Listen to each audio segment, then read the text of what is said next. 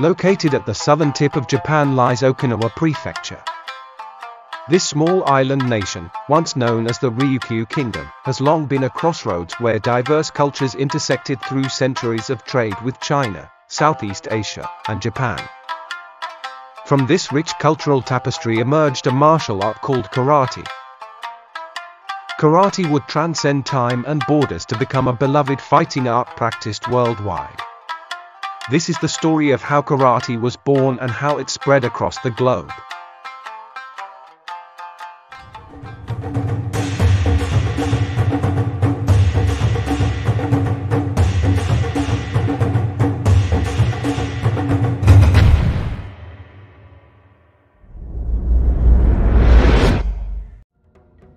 In the 9th century, when Okinawa was still called Ryukyu, powerful local leaders known as Oji emerged throughout the region, competing for influence and territory.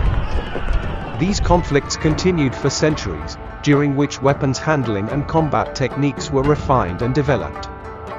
By the 11th century, martial arts involving weapons had already been established in Ryukyu.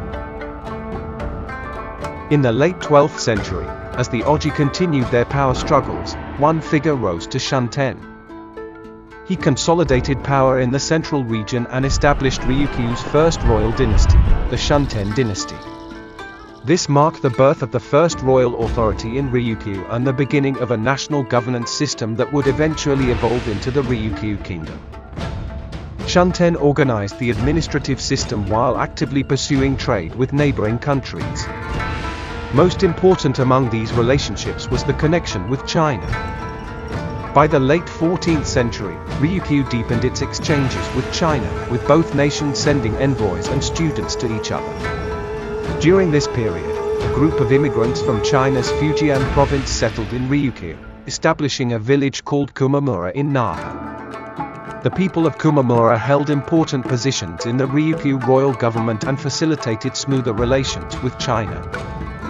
Through these cultural exchanges, southern Chinese martial arts from Fujian province were transmitted to the Ryukyu Islands, where they gradually took root. Over time, these Chinese fighting techniques merged with an indigenous martial art that already existed in Ryukyu, known as Ti.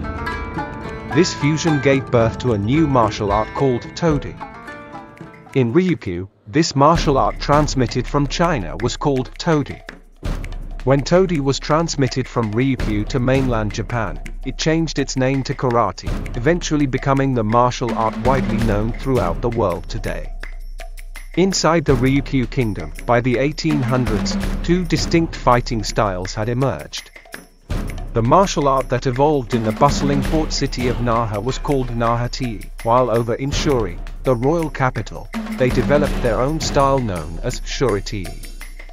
Each region was basically creating its own signature approach to combat. Now, let's talk about something totally different, a uniquely Ryukyuan martial art called Ti that goes back way further than karate. This is something that's been part of Okinawan culture since ancient times. But here's the thing, we really don't know exactly what this martial art looked like in practice. What we do know is that Ti probably wasn't just one specific fighting style. Instead, it seems like it was more of an umbrella term for all kinds of combat techniques, everything from bare-handed fighting to weapons training, that developed during Ryukyu's chaotic warring states period. Ti was never passed down to the general public, it's said to have been a secret martial art transmitted only within the Ryukyu royal family. Today, most of these Ti traditions are believed to have been lost due to the wars. However, the Motobu family is still carefully preserving and passing down this lineage as Motobu Udunde. In the late 1300s, the Ryukyu Kingdom officially became a tributary state under Chinese rule. This arrangement meant that Ryukyu kings couldn't simply crown themselves, they needed formal approval from the Chinese emperor, a process known as sakuho, before they could legitimately take the throne. This tributary relationship enabled stable diplomacy and trade with China, bringing even greater prosperity to the Ryukyu Islands.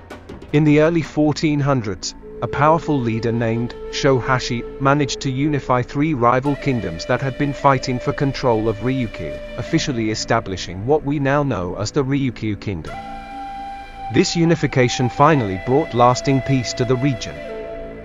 Trade with various nations generated enormous profits, and Ryukyu gradually shifted toward a national strategy that prioritized commerce and diplomacy over military defense against foreign threats. Over time, military power became increasingly neglected, leaving Ryukyu with virtually no defenses against external enemies. Japan's Satsuma domain saw this as the perfect opportunity to strike. In the early 1600s, Satsuma launched an invasion of Ryukyu and conquered the royal government in just a few months. Historical records tell us that Ryukyu had almost no adequate weapons or military preparations at the time, and was conquered without being able to mount any meaningful resistance. This forced Ryukyu into an extremely unusual dual political structure. They had to maintain the outward appearance of being a Chinese tributary state while actually operating under Japanese control behind the scenes. Under Satsuma's rule, strict weapon prohibition policies were put into place, severely restricting both the carrying and possession of weapons throughout Ryukyu. However, martial arts training itself wasn't completely outlawed, so karate continued to be passed down primarily among the warrior classes in Shuri, Tomari, and Naha. This situation is documented in a mid-18th century text called the Nankai Zatsuwa, which describes Ryukyu warriors training their fists using straw bundles and stones as makeshift training equipment. In this way, karate was gradually refined and perfected within warrior society before eventually spreading to the general population. In the early 19th century, a figure appears who would have a great impact on Ryukyu's karate world. This was Matsumura Sokan. From his 20s, he served as instructor to King Shoko. He was also a renowned warrior who was dispatched to both China and the Satsuma domain as an envoy of the Ryukyu king. Matsumura received instruction in Jigen-ryu swordsmanship from Satsuma swordsman Ijuin Yashichiro, and obtained his complete mastery certification. Matsumura then reconstructed the karate that had been transmitted in Shuri into a more combat-effective martial art. The karate thus reconstructed by Matsumura Sokan was transmitted primarily among the Shuri aristocracy, and later developed into what became known as Shuri-di. Meanwhile, in Naha, a different martial tradition had taken root. Chinese Southern-style boxing was transmitted there in a way distinct from Shuri.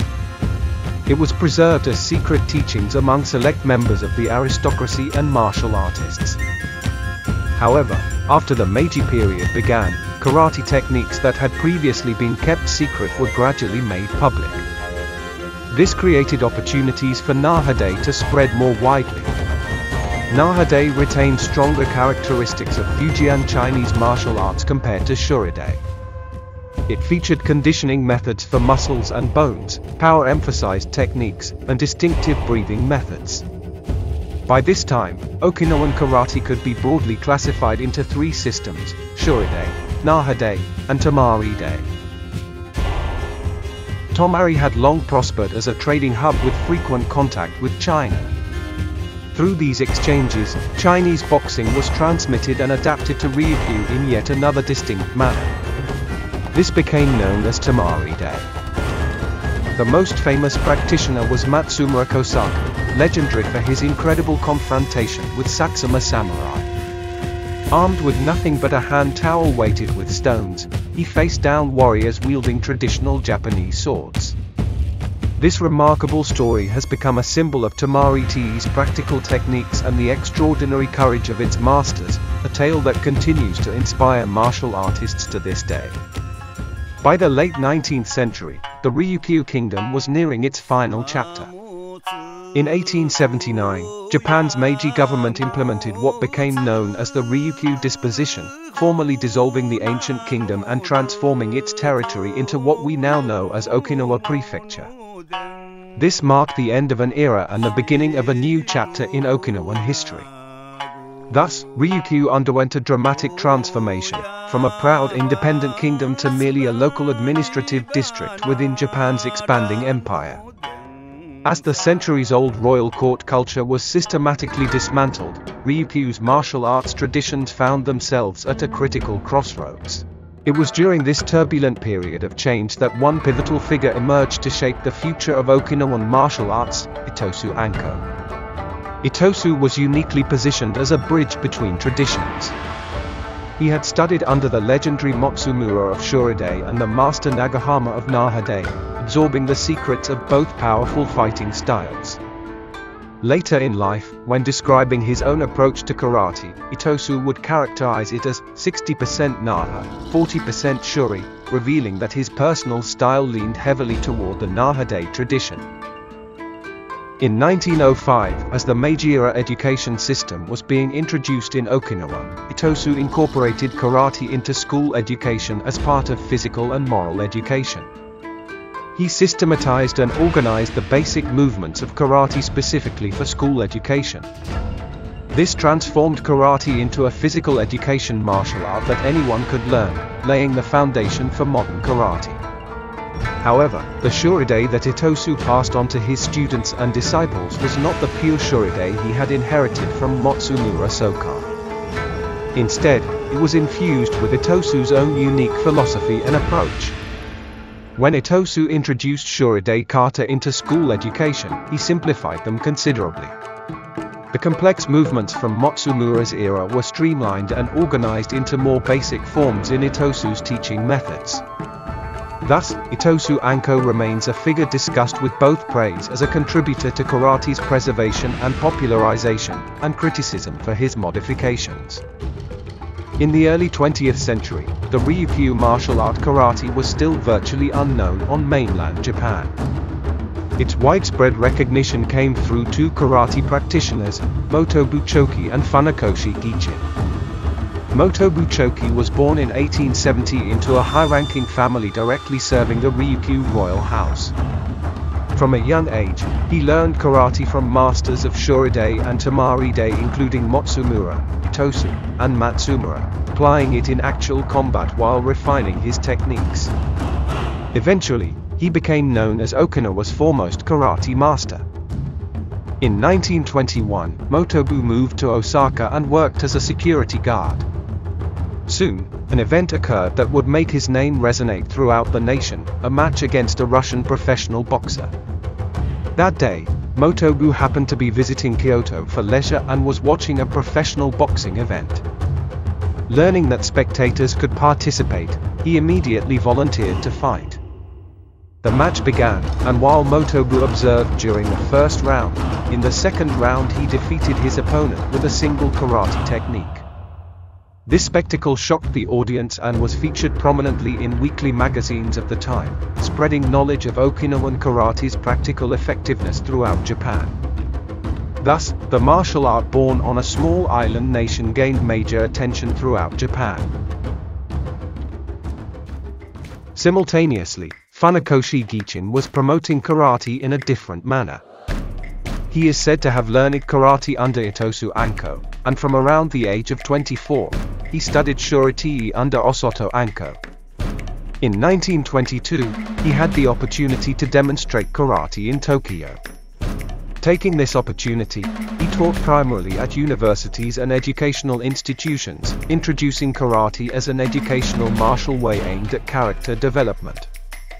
In 1935, he changed the written characters from Todi to karate and redefined it as Karate-do, making it more compatible with Japanese culture. Incidentally, in 1924, slightly before the written characters would change from Todi to karate, Weiichi Kanban began teaching karate in Wakayama as a new emerging style of Okinawan karate, later becoming the founder of Weiichi Ryu Karate. Weiichi's karate was learned directly in Fujian and belongs to the Nahate lineage, but it can be said to retain the characteristics of Chinese southern boxing more distinctly compared to other Okinawan karate styles. Weiichi Ryu is characterized by piercing strikes and kicks using fingertips and toe tips, making it a style with particularly dangerous techniques among Okinawan karate schools. During this era, karate took root in mainland Japan through Motobu Choki's practical effectiveness and Funakoshi Gichin's educational systematization, eventually spreading nationwide. However, even as the karate world seemed to prosper, a major trial suddenly arose in the mid-20th century.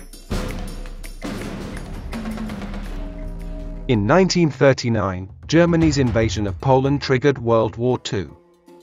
Eventually, Japan entered the Pacific War, and on April 1, 1945, American forces landed on Okinawa's main island, beginning the Battle of Okinawa.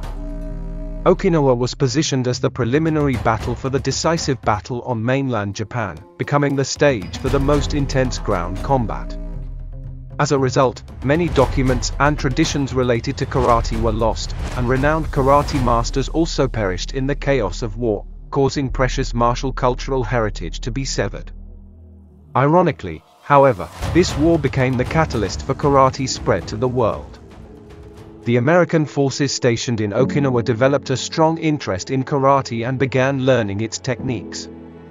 They brought the karate they learned back to the American mainland and eventually spread it widely throughout their own country. Thus, karate unintentionally spread to various parts of the world, primarily in Europe and America. The internationalization of karate, which now has tens of millions of practitioners worldwide, was significantly triggered by the efforts of American military personnel during this era. Karate is a martial art nurtured in the land of Ryukyu through interaction with many cultures. While it has undergone competition-oriented changes and diversification as it spread worldwide, the spirit of Shurei no Kokoro, the heart of courtesy that the people of Ryukyu cherished, still lives on at its foundation. This spirit of valuing etiquette, avoiding conflict, and seeking harmony remains the essence of karate and will never change.